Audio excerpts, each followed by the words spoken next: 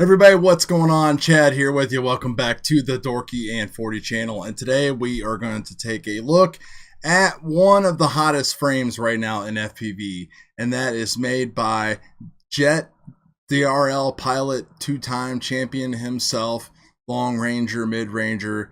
He just does it all. He has came out with this frame called the Super G and also the Super G Plus. So 5.5 inch and 7 inch. Now, I heard him first speak about this months ago on the Fly Life podcast, and I was really intrigued by things he was saying because a lot of the solutions that he was going to put into this frame will fix a lot of the issues that I personally have here in Ohio, flying in like different temperatures and wind conditions and everything like that. And it really comes down to like fighting frame vibrations and isolating the flight controller. So what he has done is he has kind of took things that he likes and dislikes about different frames, and he really mentioned the reverb a lot. And this basically screams like high-end impulse RC reverb, if there is such thing. Put features into that type of frame that eliminate these kind of problems. We're talking 6mm thick carbon arms, standoff isolation grommets built into the actual body plate itself to eliminate vibrations going to the flight controller. And then if you go with the Super G Plus, he's actually made a 7-inch dead cat formation, which will totally keep props out of view and get you just the most coolest footage you can get. So there's a huge community online, Project 399 on Facebook. He's got a store. It's available, all kinds of different stores. It's got an instruction manual. I'm just going to walk through kind of the basic assembly of the frame here. I have already built the frame and flown it. It's going to go through a couple different iterations as I wait for some parts to come in and I wait for a couple things just to kind of work themselves out and kind of figure out which way I want to go. So we'll talk about that in some other videos. But let's take a look at the frame here real quick and I'll put it together and show you what's up. Alright guys, here we go. This is what you get, everything laid out on the bench, sticker, bolts, nuts, all that kind of stuff, top plate, arms, and 2 base plates, which are basically the exact same. All you're going to be doing is sandwiching those together. If you take a look at these arms, just look how thick they are. 6mm of carbon. They're kind of skinny, a little bit skinnier than your average individual ESC. So a lot of people are running 4-in-1s. I might run, I'm still deciding. The back plates and bottom plates are going to go together like that. And when we have everything laid out, this is basically what you're looking at. So the first thing you're going to do is take one of the plates and we're going to stick all 4 of the isolation grommets up through the bottom of the plate.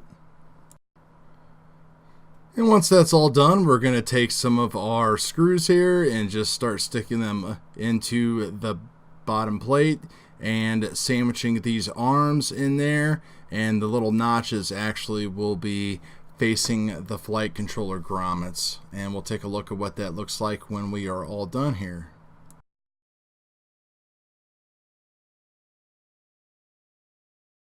Once that's all done, it's simply putting your standoffs in place, attaching the top plate. You have a couple extra parts left over. As you can see, I left a couple of screws out here, so the total weight of the frame is about 124, 125 grams. It feels super nice in the hands. It's super solid. There's a little bit, it's a little tight as far as like how much room you have to work with in the back. You can kind of see that it's not as deep as the front. It does come with micro camera mounts that we can use in the front there, and maybe you could put a buzzer or a capacitor or something like that up there. But yeah, you can really tap on these arms here and you don't hear any kind of twanging or movement or vibrations or anything like that at all. So as you can see, there's really not a whole lot to it, but you got a couple of those key features in there, like those really thick arms and those flight controller grommets. And here is mine in all of its glory. I basically just stripped all the parts out of one of my TBS Source 1 builds, not the one that I've been featuring here on the channel. And I just wanted to get this up in the air today really bad because I really wanted to put these old Gem Fan 55, 52 props on and just let this thing scream.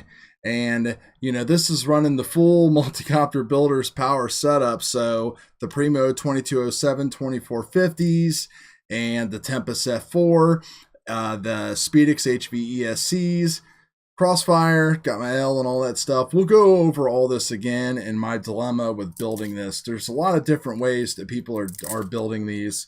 You know, I originally started with the Hobbywing stack, the G2 stack, but the more I thought about it, the more I kind of, as I started to build it and started to get kind of excited, because I really loved my reverb, but I ended up selling them just because I don't know why I did. I just probably wanted to buy something else. So it's nice to have something that's just as good, if and better in some ways. So I plan on making some changes to this as needed. 32-bit ESCs for sure, because that new Betaflight 4.0 thing that they're working on, the RPM dynamic notch, really interests me. So I'm not going to buy a non-32-bit ESC anymore, that's for sure. I also need to change out, this has a Tramp VTX, which still works really good, but I need to change it out to a UNIFY just so I can have Smart Audio 2.1 working through the CROSSFIRE. I just like that. And I'm also working on what kind of mount I'm going to use. Whether I'm going to stick with something like this, or some other people have already printed off this kind of like captain's chair thing, which is kind of what goes with the Multicopter Builder Epics, where your GoPro sits down here and then you mount your camera up here. I have to chop the frame for that. The only downside about that is then I'm going to be stuck with using like tint for my ND filters, and I don't want that. So I'm trying to get somebody to print me a mount like this that I had on the Source 1 that just perfectly fits the ND filters. All we need to do is just change the hole spacing. It's just off by just like a little bit in the front, so I don't know. I might even try to just like squeeze it on there and see what happens. But anyway, guys, tomorrow maybe I'll put out some video as far as like what I was working on. Tuned it up a little bit. Weather's bad, not much to do. So anyway, got any questions, let me know. Peace.